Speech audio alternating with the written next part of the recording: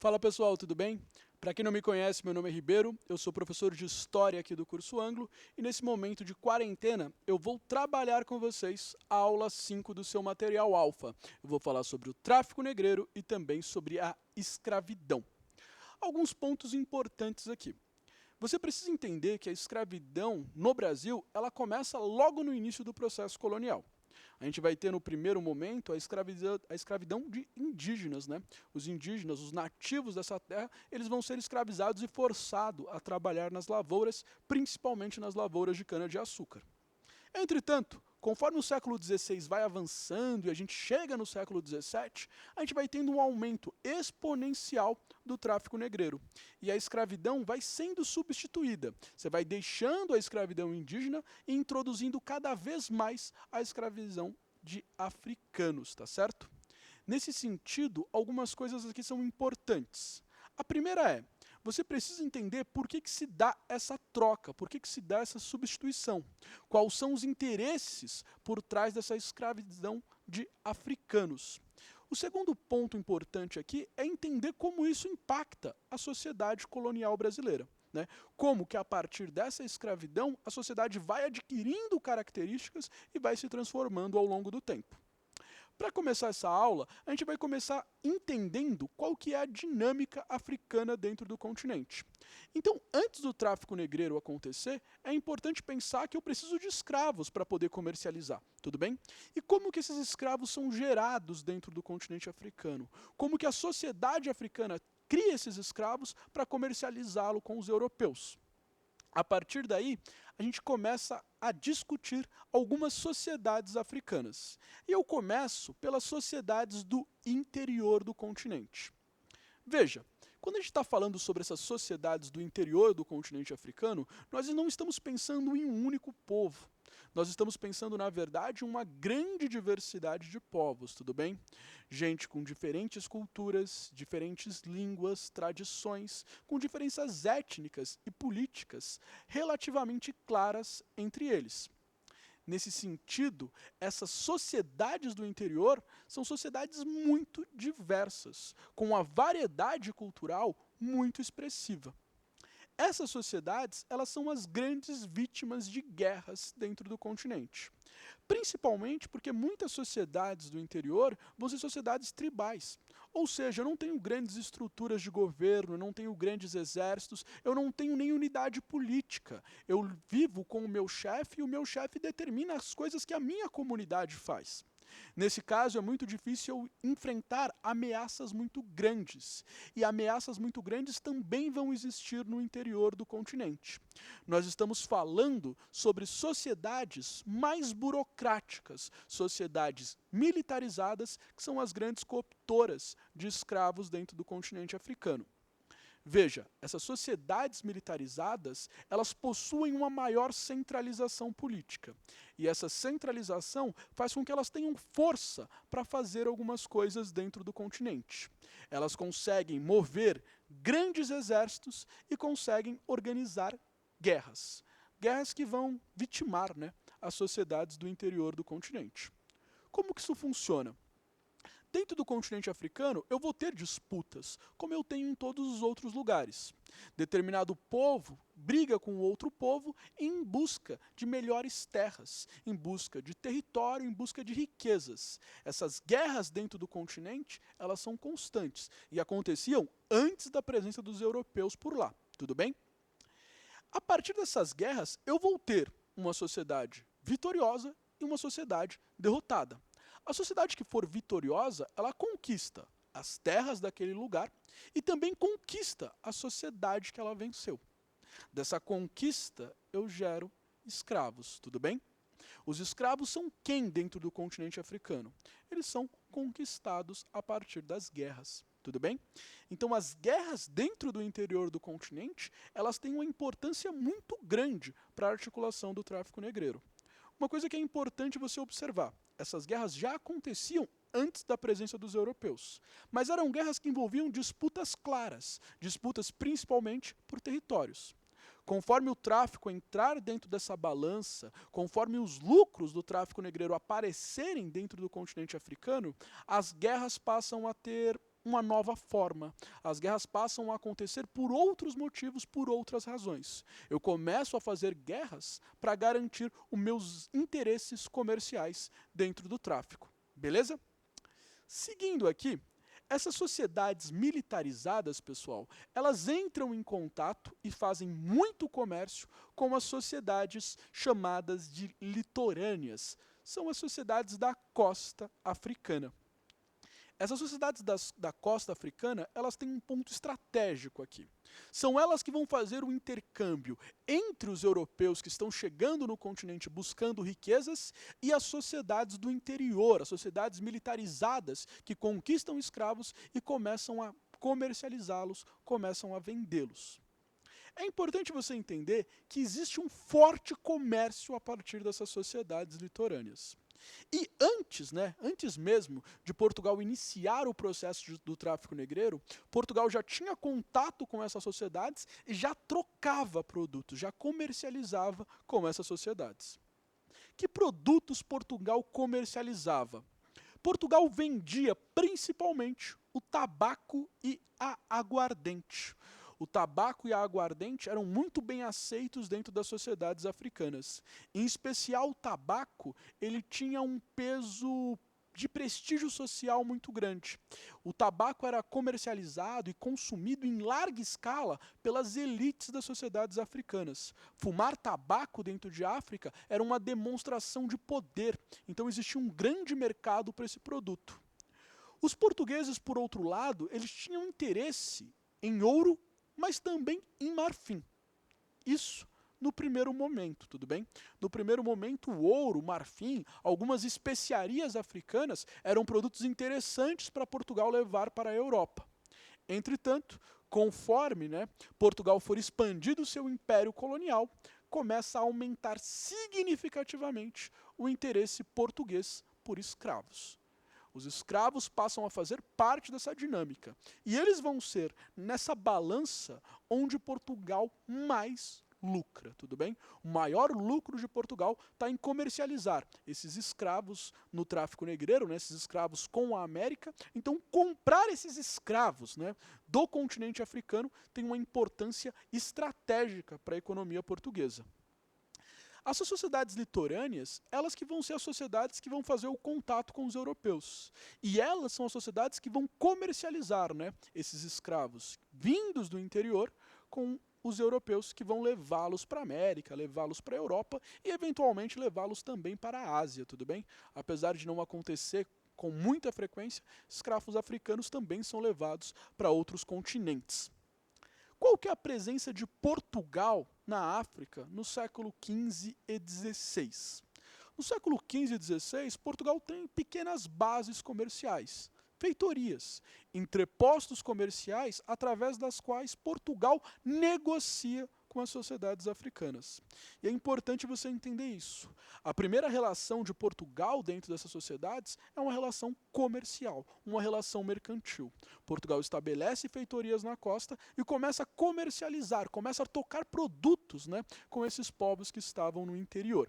Beleza? Como que vai acontecer aqui? Portugal, estabelecendo suas feitorias, ela começa a entregar presentes para essas sociedades litorâneas em troca de outros produtos. O ouro, o marfim, escravos, fornece tabaco, aguardente. É um comércio que não tem tanto a questão da moeda, uma vez que as sociedades africanas, muitas, não utilizavam a moeda. É um comércio que é muito mais produto por produto. Beleza? Portugal também exerce um controle fiscal do tráfico negreiro. O que significa essa ideia de controle fiscal do tráfico negreiro?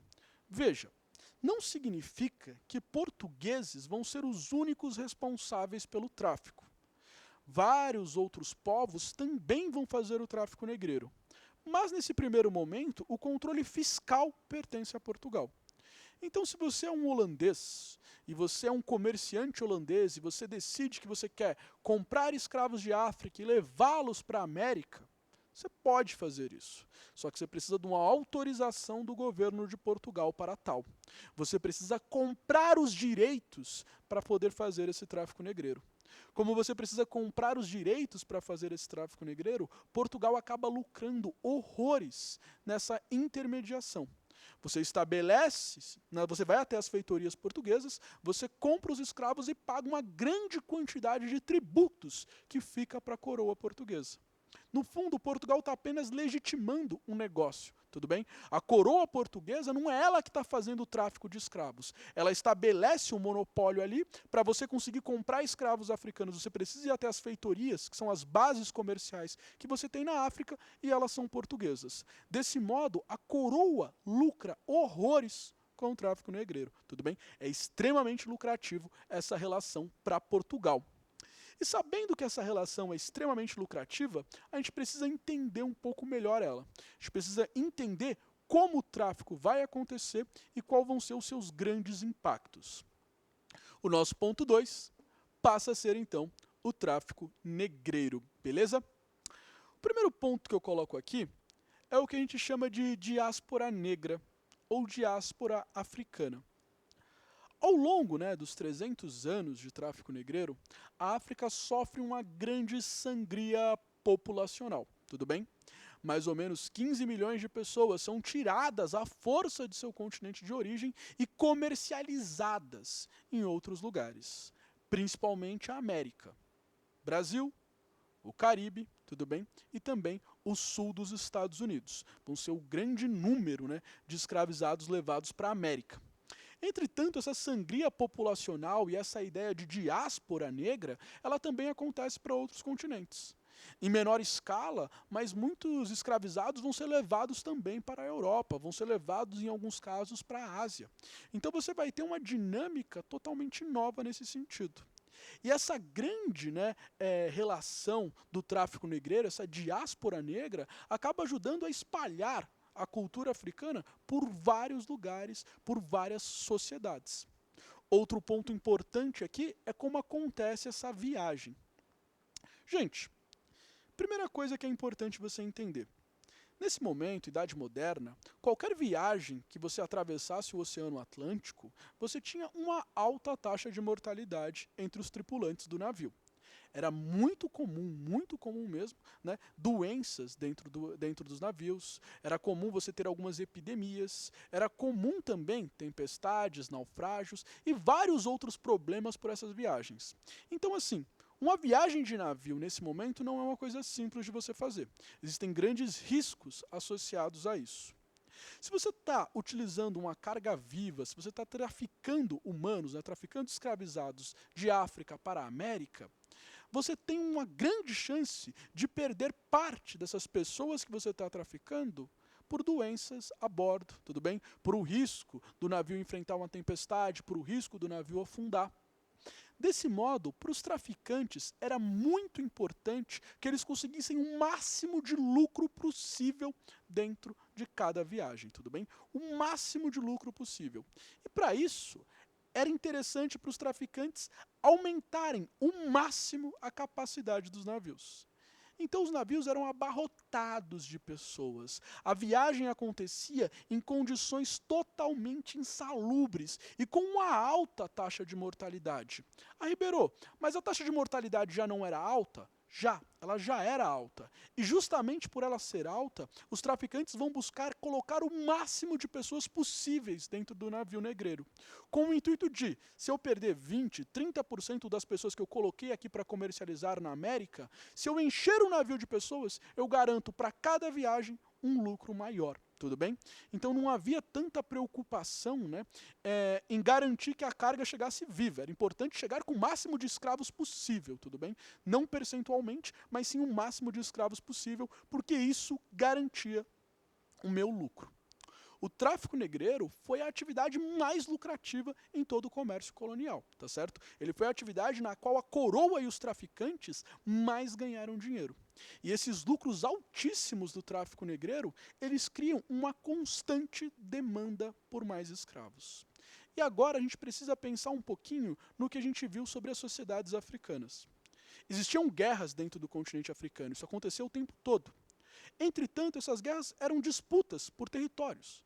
Elas eram disputas locais, originadas no próprio continente. Agora não. Agora a gente começa a ter guerras dentro da África com o intuito principalmente de conseguir escravos para comercializá-los e vendê-los na América, comercializá-los e vendê-los, né, no Brasil. Essa demanda nova da América, essa demanda nova do tráfico negreiro, muda as dinâmicas internas das sociedades africanas. E as sociedades deixam de entrar em guerra porque necessariamente elas têm uma disputa. E elas passam a entrar em guerra por quê? Porque elas querem novos escravos para poder vender. Elas querem novos escravos para poder comercializar com as populações europeias. O tráfico negreiro muda as relações de poder dentro do continente africano. Beleza? E como que isso acontece na América, né? Qual que vai ser o papel da América? E aí, pensando no nosso curso, principalmente o Brasil em relação a tudo isso que vem acontecendo. Bem, a primeira coisa que a gente tem que pensar aqui, pessoal, é o seguinte: como que vai funcionar a vida desse escravizado agora dentro da América? É importante entender que existe uma mudança aqui que a gente não consegue perceber porque não faz parte da nossa realidade. Mas entenda que a lógica da escravidão dentro do continente africano é completamente diferente da escravidão dentro da América. O modelo social, a lógica de sociedade, a organização das pessoas funciona de forma diferente. O escravizado dentro de África, ele está próximo da sua comunidade. Ele está próximo da sua tradição e ele conhece o seu captor. Ele sabe quem é a tribo que o venceu, a tribo que o escravizou. Eles já tinham relações de conflito anteriormente. Entretanto, agora que ele é levado para a América, o lugar de mundo dele é radicalmente alterado. A escravidão na América ela tem uma função muito clara. Ela está associada à produção, ela está associada ao lucro, ela está associada a uma alta exploração visando principalmente a produtividade. A escravidão no Brasil ela está associada à lógica de um sistema capitalista, enquanto a escravidão em África não tinha essa lógica, não tinha esse sentido. Em outras palavras, os escravizados entendiam a lógica da escravidão dentro do continente africano, porque de algum modo eles faziam parte daquele continente e daquela realidade. Só que agora na América isso muda radicalmente. Aqui a relação é completamente diferente. A gente começa falando sobre o processo de desumanização que a gente vai ter aqui no Brasil. Gente, é importante a gente entender uma coisa. Em qualquer sociedade escravista, o escravo sempre vai ser considerado uma propriedade. Ele sempre é considerado uma mercadoria. O que define escravidão na Idade Moderna, na Idade Média, na Idade Antiga, é ele ser uma mercadoria. Ele ser alguém que você pode comercializar. Tudo bem? Só que aqui na América, a gente também vai ter um processo de esse escravo não ser apenas uma mercadoria, não ser apenas uma propriedade, mas ele ser uma coisa, ele perde, né, seus valores humanos. Ele tem apenas um valor produtivo, ele serve apenas para gerar lucro. Se ele não gerar lucro, ele perde sua utilidade dentro dessa sociedade. Nesse sentido, outro processo muito complicado é a perda da identidade. E aqui tem alguns pontos que eu gostaria de aprofundar um pouco mais. O escravo em África, ele tinha um nome, ele tinha uma cultura, ele tinha uma língua, ele tinha um povo. Ele é colocado no navio negreiro com vários outros escravizados, que não são necessariamente do mesmo povo que ele, que não necessariamente falam a mesma língua que ele. Eles são levados para a América, vendidos aos fazendeiros do Brasil, e aqui ele é colocado numa lavoura escravista com outras pessoas que ele não conhece, que não partilham de sua cultura, dos seus valores, da sua língua. E todos eles são tratados como iguais. Para esse escravizado isso não faz sentido. Essa pessoa olha aqui e fala, não, eu não sou igual a esse cara, eu sou completamente diferente dele. Eu tenho uma língua diferente, eu tenho valores diferentes, meus deuses não são os mesmos deles. Como assim você diz que nós somos iguais? Nós não somos. Só que aqui na América, esse escravizado ele passa a ser reconhecido como escravo. Ele passa a ser tratado como escravo. Ele passa a ter essa identidade colocada sobre ele. E suas experiências de vida, seus valores, o que ele tinha em África fica para trás. Tudo bem? Essa perda de identidade é algo muito significativo nesse processo. Principalmente quando a gente pensa nas sociedades africanas, muitas vezes existia uma oscilação de poder entre as sociedades. Então as guerras geravam escravos. E às vezes minha sociedade em África estava em guerra contra a sua. Eu fui capturado pela sua sociedade e fui vendido. Mas às vezes alguém da sociedade inimiga da minha também foi capturado e foi vendido. Nós éramos inimigos em África. Nós nos odiávamos em África. Só que agora na América nós dois estamos na mesma condição. Isso não faz sentido para mim. É um mundo diferente. É um mundo completamente difuso em relação ao que eu tinha na sociedade africana. Junta essa perda da identidade com uma alta, uma crescente exploração. A exploração escravista aqui é altíssima. O escravo na América tem que dar lucro. E se ele tem que dar lucro, eu vou aumentar ao máximo a produtividade dele. Tudo bem? Utilizando para isso, muitas das vezes, pesados castigos físicos. Tudo bem? Outra coisa, essa alta exploração, esses castigos físicos, geram também uma baixa expectativa de vida. Em outras palavras, escravizados na América, eles tendem a viver muito menos do que eles viviam na África. Quando você pega a expectativa média de vida de um escravizado, ela é extremamente baixa. Na casa dos 30 anos era comum os escravos da lavoura já terem várias doenças e falecerem pouco tempo depois, tudo bem? Os castigos físicos, as péssimas condições de trabalho, a precária alimentação, tudo isso impacta bastante nessa questão. Uma coisa que acontece nessa relação da escravidão aqui no Brasil vai ser a construção de uma identidade nova. Uma identidade que você não tinha, tudo bem, na África, mas passa a ser construída a partir da América. É a construção da identidade negra. E aí, gente, é importante você entender o seguinte. Africanos não escravizavam africanos. Porque a ideia de africanos não existe, tudo bem? A África, na verdade, é uma grande abstração para essas pessoas. Eu não sou igual àquele cara, eu sou diferente, eu tenho valores diferentes, eu acredito em coisas completamente distintas, eu tenho minha língua, minha tradição. Só que a partir do momento que eu estou na América, que eu sou colocado sobre essa nova realidade da escravidão, e eu vejo pessoas que são diferentes de mim, mas que passam a ser colocadas na mesma condição que eu começo a pensar que talvez sejamos mais iguais do que eu imaginava. A África é descoberta a partir da América. É os escravos de África que olham aqui no Brasil, que olham aqui no continente americano e veem em si coisas comuns. E veem em si valores que antes eles não observavam, mas aqui na América esses valores passam a ser reais. Tudo bem?